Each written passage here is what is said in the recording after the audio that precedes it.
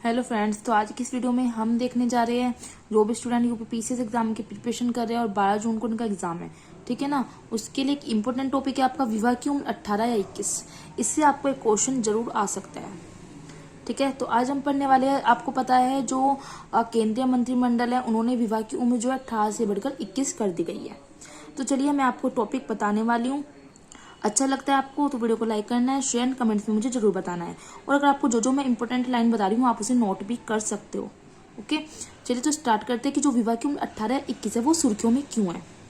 वो सुर्खियों में इसलिए है क्योंकि भारत के केंद्रीय मंत्रिमंडल ने पुरुष और महिलाओं की विवाह योग्य आयु में एकरूपता लाने के प्रस्ताव को मंजूरी प्रदान की है। बाल विवाह निषेध अधिनियम पीसीएमए, पीसीएमए की फुल फॉर्म क्या होती है? Prohibition of child marriage act. मैंने यहाँ पे लिख रखा है, देखिए, prohibition of child marriage act जो आपका 2006 का कानून है। और अन्य पर्सनल लॉ है, उनमें क्या किया है, केंद्रीय मंत्रिमंडल ने संशोधन किया है, अमेंडमेंट किया है और महिलाओं की विवाह की कानूनी उम्र जो है वो 18 से बढ़कर 21 कर दी है। यह निर्णय कैसे लिया गया है? यह निर्णय जो है समता पार्टी की जो पूर्व प्रमुख है जया जेटली, उनके नेतृत्व में गठित 4 सदस्यीय टास्क फोर्स, यह आपको याद रखना है, 4 सदस्यीय टास्क फोर्स की सिफारिश पर आधारित है। इससे आपसे क्वेश्चन पूछा जा सकता है कि यह निर्णय किसने लिया है? समता पार्टी की जो पूर्व प्रमुख जया जेटली है उनके नेतृत्व में गठित जो 4 सदस्यीय टास्क फोर्स है उनकी सिफारिश पर आधारित है। तो सुर्खियों में ये इसलिए है, ठीक है। और किसने किया है? केंद्रीय मंत्रिमंडल ने। अब आ जाता है विवाह की न्यूनतम आयु और कानूनी प्रावधान। भारत में जो विवाह की न्यूनतम आयु है वो पहली बार कब हुई थी? पहली बार निर्धारित जो की गई थी वो शारदा अधिनियम 1929 द्वारा निर्धारित की गई थी। क्वेश्चन यहाँ से भी बन सकता है कि भारत में विवाह की जो न्यूनतम आयु वो पहली बार कौन से एक्ट के जरिए बनी और कब बनी? तो वो शारदा अधिनियम 1929 के द्वारा निर्धारित की गई।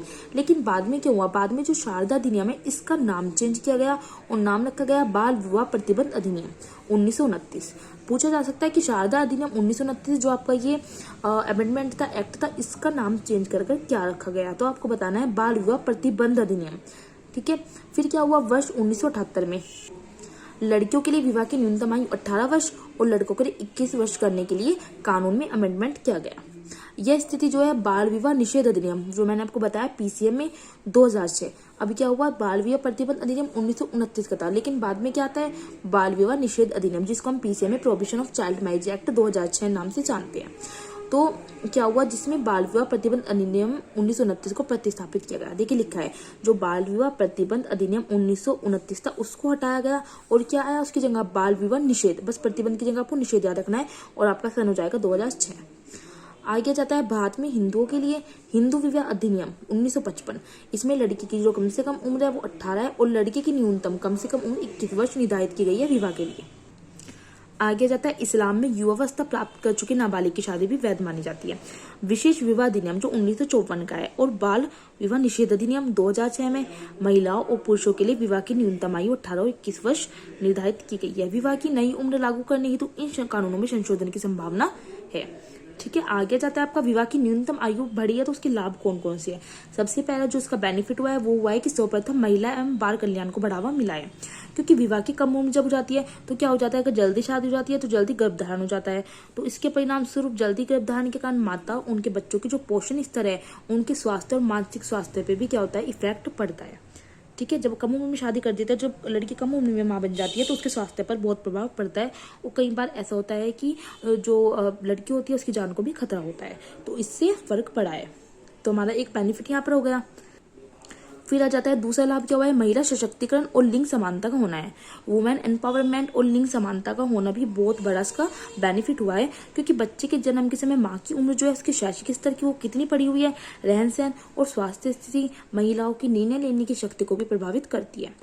थर्ड जो उसका बेनिफिट मिला है वो मिला है कि इसके अतिरिक्त जो बाल विवाह की समस्या आई है कि बच्चों की जो कम उम्र में शादी कर देते थे वो बाल विवाह, उसकी समस्या का समाधान भी कुछ हद तक कम हो गया है, क्योंकि जब एज बढ़ा दी गई है तो बाल विवाह नहीं हो सकता और ये कानून बाल विवाह के खतरों को रोकने में भी मदद करेगा। तो ये इसके बेनिफिट हो जाते हैं जो आपको अच्छी तरह से याद रखने हैं। अगर आप मेंस एग्जाम देते हो तो उसके लिए भी आपके ये क्वेश्चन जो है काफी अच्छा है। आगे जाता है आपका विवाह की न्यूनतम आयु बढ़ाने के कुछ इसके अब पॉजिटिव तो हमने देख लिया, अब नेगेटिव थॉट भी तो होगे ना कुछ। तो फर्स्ट चलाता है बाल विवाह रोकने वाला कानून ठीक से कार्य नहीं कर रहा है। राष्ट्रीय परिवार स्वास्थ्य सर्वेक्षण NFHS 5 के अनुसार बाल विवाह में क्या है? गिरावट आई है, लेकिन जो ये गिरावट आई है बहुत ही मामूली है, जैसे हम देख सकते हैं वर्ष 2015-16 में 27% से गिरकर कितनी आ गई, 1920 में सिर्फ 23% हो गई है। तो बहुत मामूली सी गिरावट आई है। बड़ी संख्या में विवाह का प्राधिकरण होने का खतरा बढ़ सकता है। आगे जाता है शिक्षा की कमी एक बहुत बड़ी समस्या है, और भारत में हम देखें तो बिना शिक्षा वाली 51% युवा महिलाओं और केवल जिन्होंने प्राथमिक शिक्षा प्राप्त किया उनमें से 47% महिलाओं ने 18 वर्ष की उम्र में शादी कर ली थी। तो शिक्षा की समस्या बहुत बड़ी है। हर स्त्री को, हर लड़की को शिक्षा पाने का पूरा अधिकार है और उन्हें एजुकेटेड होना ही चाहिए। अब देखिए यहाँ पे लिखा है महिलाओं की शादी की उम्र बढ़ाने की वजह क्या है, इंपॉर्टेंट फैक्ट लिखी है, मुझे काफी अच्छे लगे ये। तो लाभ क्या है कि महिलाओं के स्वास्थ्य को बेहतर बनाने के लिए, उन्हें कुपोषण से बचाने के लिए, महिलाओं के लिए ऊंची शिक्षा हासिल करने, कैरियर बनाने के अवसर बढ़ाना। जब लेट शादी होगी तो अपना करियर बना सकती हैं, अपनी शिक्षा पूरी कर सकती है।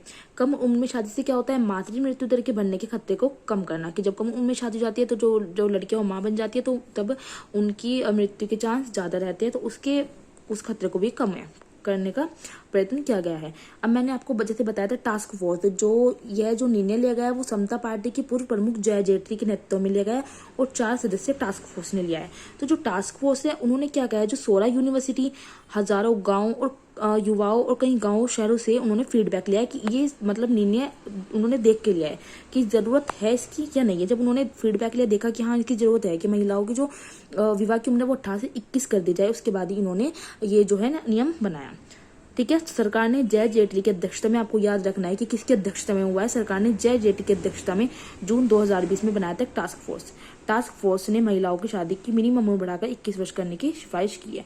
ये हो जाता है भविष्य में विवाह की न्यूनतम आयु बढ़ाने के लिए शिक्षा को बढ़ावा दिया जाएगा। और कार्यकर्ताओं का मानना है कि बाल विवाह में देरी का जवाब शिक्षा तक पहुंच सुनिश्चित करने में, क्योंकि यह प्रत्येक सामाजिक और आर्थिक मुद्दा है। स्कूल तक पहुंच बढ़ाने के लिए सरकार को दूर दराज के क्षेत्रों से लड़कियों की स्कूल और कॉलेज तक पहुंच बढ़ाने पर ध्यान देने की आवश्यकता है। जन जागरूकता कार्यक्रम, उसके माध्यम से भी विवाह की उम्र वृद्धि के संदर्भ में बड़े पैमाने पर लोगों को जागरूक किया जा रहा है और नए कानून की सामाजिक स्वीकृति को प्रोत्साहित किया जाना चाहिए। इंपॉर्टेंट चीज आपकी क्या आपको याद रखना है, जो अगर मैं ऑब्जेक्टिव क्वेश्चन या आपके जो प्री पेपर के उससे कहूँ कि ये किसकी अध्यक्षता में हुआ, जय जेटली की मुहर 2020 का है। और आपको याद रखना है कि शादी अधिनियम 1929 को चेंज करके बाल विवाह प्रतिबंध अधिनियम हुआ था 1929, और फिर उसके बाद आपका बाल विवाह निषेध अधिनियम PCA में 2006 का आया था। ठीक है, किसके हुई है, जो यह निर्णय जो समता पार्टी के पूर्व प्रमुख जय जेटली के नेतृत्व में हुआ है। 4 सदस्य टास्क फोर्स और केंद्रीय मंत्रिमंडल ने यह ऐलान किया है। तो आज का विवाह की 18 या 21 आपका टॉपिक हो जाता है क्लियर। अगर आपको वीडियो अच्छी लगती है तो आपको लाइक करनी है, शेयर एंड कमेंट्स करना है, और अगर आपको कुछ इंपोर्टेंट टॉपिक लगता है तो आप वीडियो को पॉज करके अपने नोट्स भी बना सकते हो। नेक्स्ट वीडियो में नेक्स्ट टॉपिक के साथ मिलते हैं।